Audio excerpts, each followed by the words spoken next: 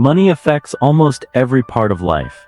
It influences our decisions, our relationships, our stress levels, even our sense of security.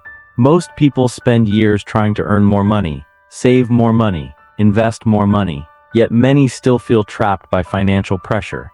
The surprising part is that Jesus talked about money more than most people realize, not because money itself was evil, but because he understood that the way we think about money quietly shapes the direction of our entire lives. What he taught over 2,000 years ago still has the power to completely change how we earn, spend, save, give, and build wealth today. By the end of this video, you will understand why one shift in perspective can transform not only your finances but also your peace of mind. And the final lesson is the one that most people overlook, even though it may be the most important of all. Many people believe their financial problems begin with income. They think if they could just make another $20,000 a year, everything would finally fall into place. But higher income does not automatically create financial peace. Around the world, there are people with six-figure salaries living paycheck to paycheck. There are business owners making millions while drowning in debt. There are lottery winners who lose everything within a few years. Money alone never guarantees wisdom. Jesus pointed towards something much deeper. He warned that where our treasure is, there our heart will be also.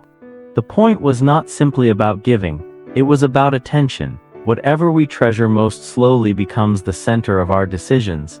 If money becomes our identity, fear follows every financial setback.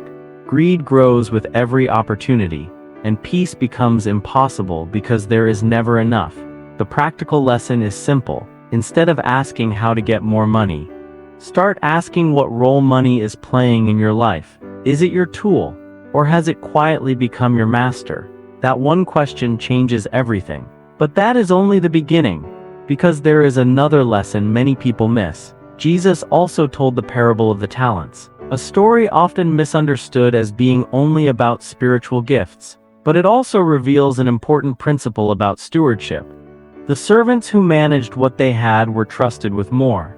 The servant who buried everything out of fear lost even the opportunity he already possessed. Notice that the problem was not a lack of resources. It was fear. Fear prevented action.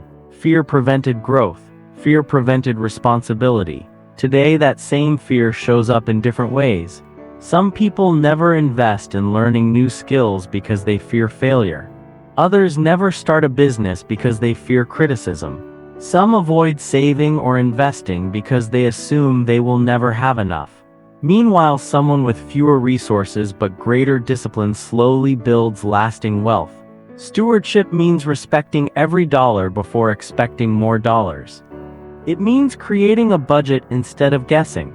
It means eliminating unnecessary debt instead of chasing appearances. It means treating small opportunities seriously because character grows long before wealth does. Financial freedom often begins with habits nobody else notices. But there is one hidden obstacle that quietly destroys even good financial habits. Jesus repeatedly warned against serving two masters. He explained that no one can serve both God and money. Notice he did not say owning money was wrong, he warned against serving it. There is a difference. Money is an excellent servant. It is a terrible master. When money becomes the highest priority, people sacrifice relationships for promotions, integrity for profit, health for endless work. They become trapped in a cycle where enough never feels like enough. Modern culture constantly tells us that happiness is one purchase away, one promotion away, one bigger house away, but every new achievement quickly becomes normal.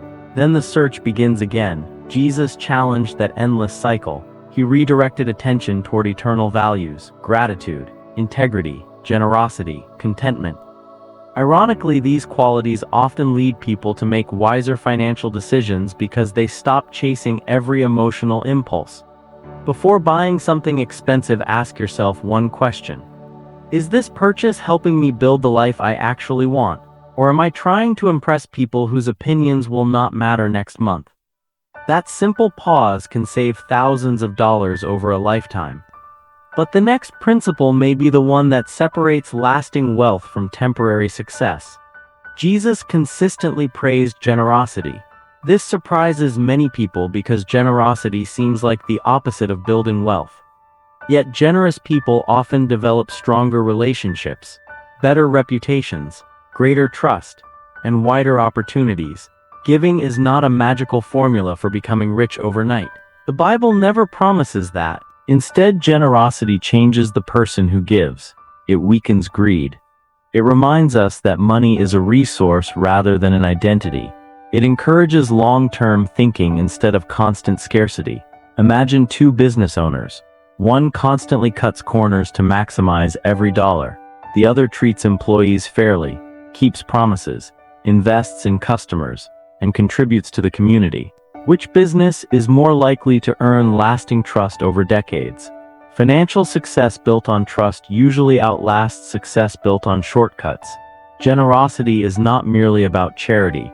It is about becoming the kind of person others naturally want to work with. But none of these lessons matter without one final realization. Imagine two neighbors. They earn nearly the same income. They live on the same street.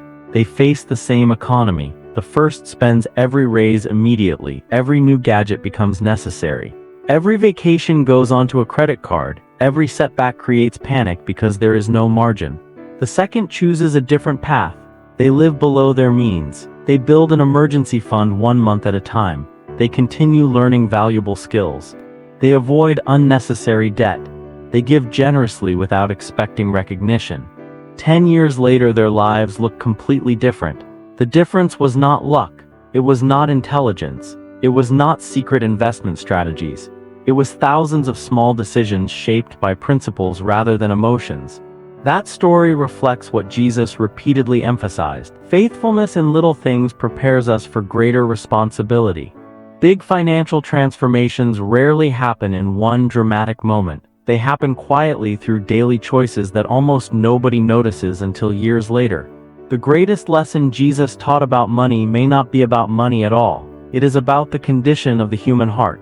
Wealth can magnify wisdom or foolishness. It can reveal character more than create it. Financial peace begins long before your bank account changes. It begins when money takes its rightful place as a tool instead of becoming the purpose of life. When that shift happens, decisions become clearer, fear loses its grip, contentment grows stronger, and success is measured by more than numbers alone. Ironically, that mindset often produces healthier financial habits as well. If you remember only one thing from this video, let it be this. The goal is not simply to have more money. The goal is to become the kind of person who can be trusted with whatever money comes into your hands. That is the lesson that truly changes everything. Now, I would love to hear from you. Which of these teachings challenged your thinking the most? And which one do you find the hardest to put into practice? Share your thoughts in the comments.